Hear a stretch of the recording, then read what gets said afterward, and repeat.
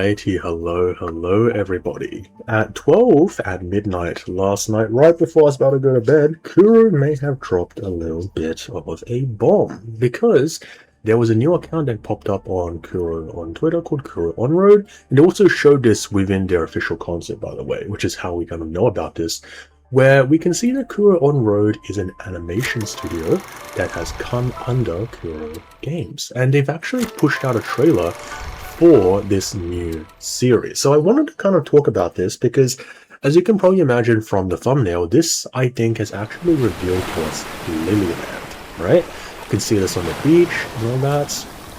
You can see, for example, there's Cartothea. And, of course, you will see there's a bit of a figure behind her in seemingly Renaissance clothes, just staring at a couple of like fairy tale-esque mountains, as well as you can see at the very top, very interesting place. Seagulls, which are obviously very iconic of Renaissance as well, and you can see over here, those things are sky rays, which are native to Renaissance. So we definitely know this is some sort of Renaissance place. All of a sudden you see this massive church on the top of the hill, right? On the very coast of the beach. And you can probably tell the reason why I think that this is Lilyland is because of a couple of reasons. So just a quick refresher, if you didn't know, Lilyland is part of the archipelago of Renaissance. We have Septimont, we have Raguna, and we have Lilyland. It's just that we've never seen Lilyland before. It's been mentioned plenty of times in lore. For example, you can kind of see within Denia's little ID badge within her trailer over here, the address, which is probably like some sort of shell company, let's be real, is called the Happily Family Dessert Shop in Lilyland in Renaissance. So Renaissance, very similar to, for example, let's actually just pop up Google Maps, right?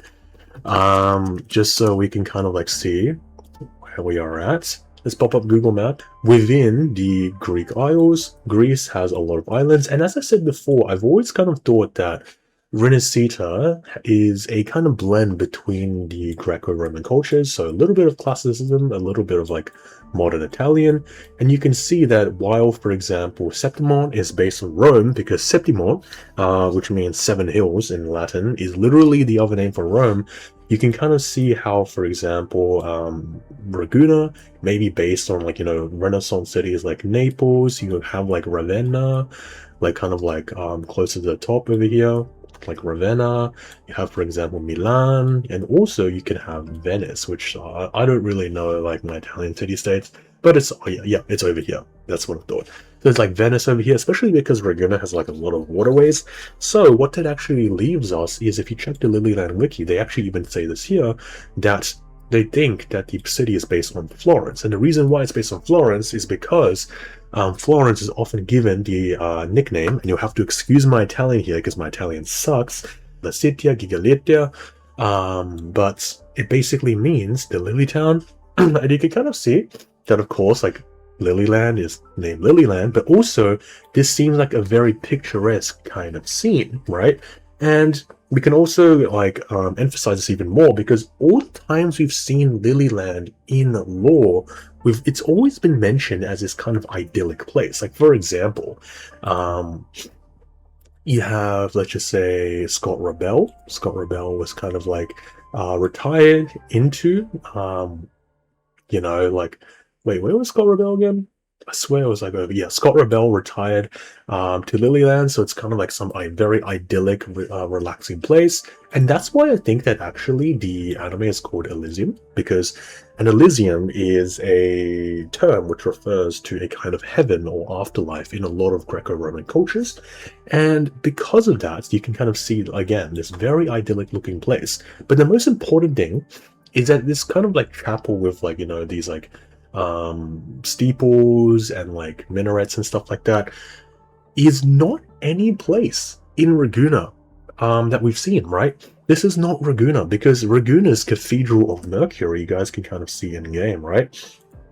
Like Raguna's Cathedral of Mercury is over here. It's over here. It's nowhere close to sort of like any kind of beach. So what that kind of implies to me is, let's just actually just go to Raguna right here, right? What that implies to me is that this is not any like place in Ragusa, and I also thought that this is probably not any place which is like, let's just say Ragusa in the past, right? And the reason for that is because let's just say, for example, maybe 200 years ago they were building the Cathedral of Mercury or something, and then this was like still a beach or whatever.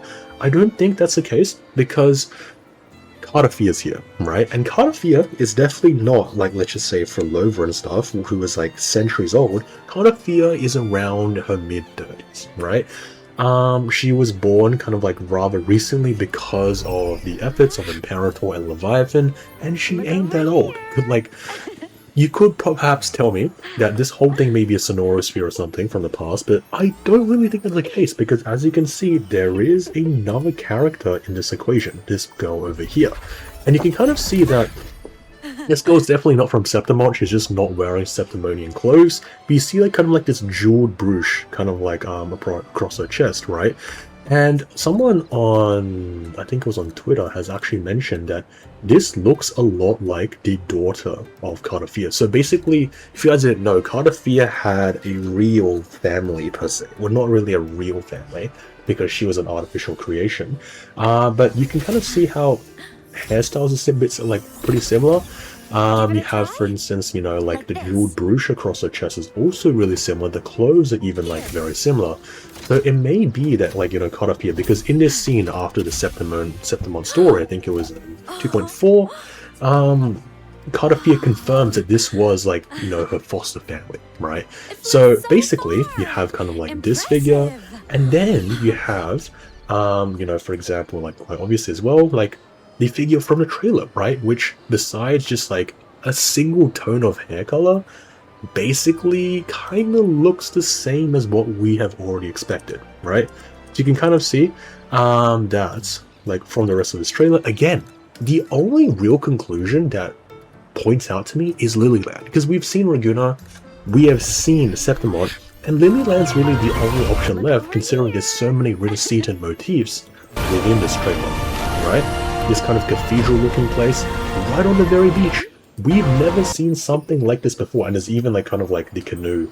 I forgot what the Echo Canoe is called, but you have that as well, right? So it just looks like Lilyland, and I think that what that means is that this may be the first time we've seen Lilyland in-game, and even though a lot of people may think this is an anime, it does say it's an animated series, right? So I think that actually it may be a shorter, like not a traditional length anime per se, but a shorter series, perhaps going into side stories, especially since Cartafia and, you know, like the daughter of her adopted family coming together seems like, you know, something that you would find within a kind of like short series, right? Especially because if that wasn't enough evidence already, if you guys didn't know, Cartafia is actually kind of landlocked to Renaissance. Like, she can't go to any other place besides Renaissance, because if you kind of check her like Forte examination report, she actually kind of like fluctuates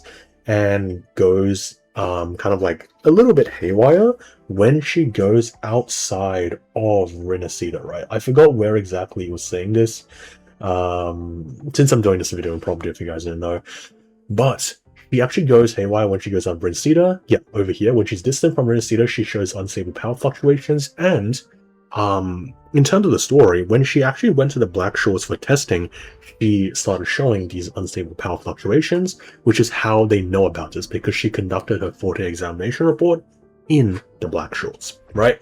So she can't really go anywhere outside of Renaissance, and what that kind of means is that, well, Lilyland is in Renaissance, that's fair game, right?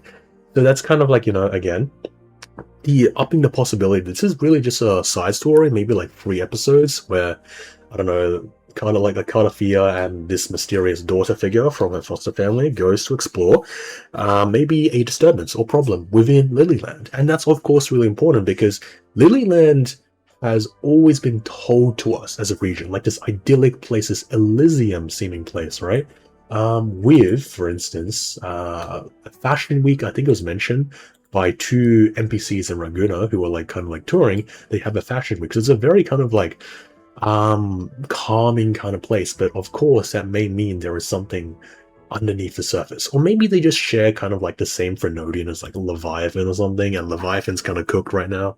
So this is kind of like just like a side stories exploring just an idyllic looking place. But one thing that's really interesting as well is at the very end of this kind of like trailer, there is a showcase of 4 resonators. You have Cardafia, of course, and Cardafia is pretty important because she is both a Sentinel and Frenodian vessel, self-proclaimed by the Grand Architect as a perfect vessel.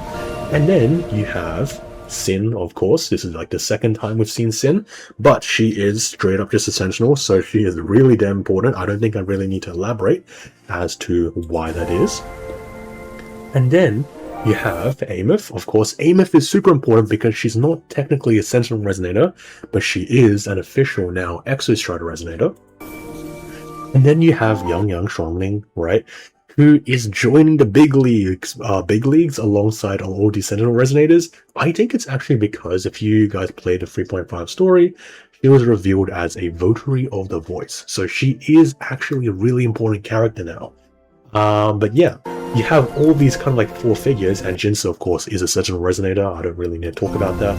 But you have all these figures who are kind of like perhaps going into these like kind of like this animated series, and that kind of like reinforces my thought that this is, again, an animated series, maybe perhaps not a traditional anime per se, with like a bunch of side stories that may give us potential lore, right? But this is, of course, really exciting because this is the first time that Wuthering Waves has gotten any kind of animation, and especially in terms of lore, seems hella interesting, right? So it probably won't be like a traditional kind of like anime, but it's really good to see a lot of these like characters, Cardafia, Amith, Jinsu especially, getting a lot more spotlight in terms of like story potential. I really hope that Kuro doesn't like bomb this, because the last time that I saw like a gacha game get an anime, it was Azure Lane, and to be honest, the Azure Lane anime as an Azure Lane player wasn't really that good. So I do hope that perhaps they release this. I do think, for example, if they make each of these stories, let's just say 3 episodes, I do think that's much more manageable from a production standpoint. So I do hope they kind of go along that route, actually, because if you're thinking about, let's just say, a 12 or 13 episode traditional anime, I don't really know what story they're going to tell, especially since they are still kind of like producing their live service story. So yeah, anyhow, basically kind of like the gist of this video, we got the first view of Lilyland, a new region, right, which is really big. I did not think that we were going to see Lilyland before we saw New Federation, to be honest, because the New Federation has been mentioned a lot more than Lilyland in the lore. So maybe, for example, Lilyland won't be a really big region to explore in-game, but it is shown in the anime, kind of like seen here, like this, like sort of kind of like Elysium, like majestic, idyllic place with these kind of like Florentine church steeples and minarets and stuff like that adorning the place. It definitely does seem like a very Elysium coded place, right? And maybe it's also like a perfect setting for a kind of anime, because as we said before, Leviathan's been defeated, so Renacida is kind of like at peace at the moment. There might be a small disturbance that you can make a short story out of, but I don't think it's going to be like a big kind of like, you know, massive place that you're going to go into the future, like Lahairoi, or like, for example, you know, like Xuanfang, that you're kind of like, we are now kind of like exploring, right? So with that out of the way, I hope you guys all have a great rest of the day. This was just a quick update because this popped up literally at midnight. I was like, yeah, I have to make a video on this because it's Lilyland, right? So yeah, hopefully you guys all have a great rest of the day, and I'll see you guys all in the next one.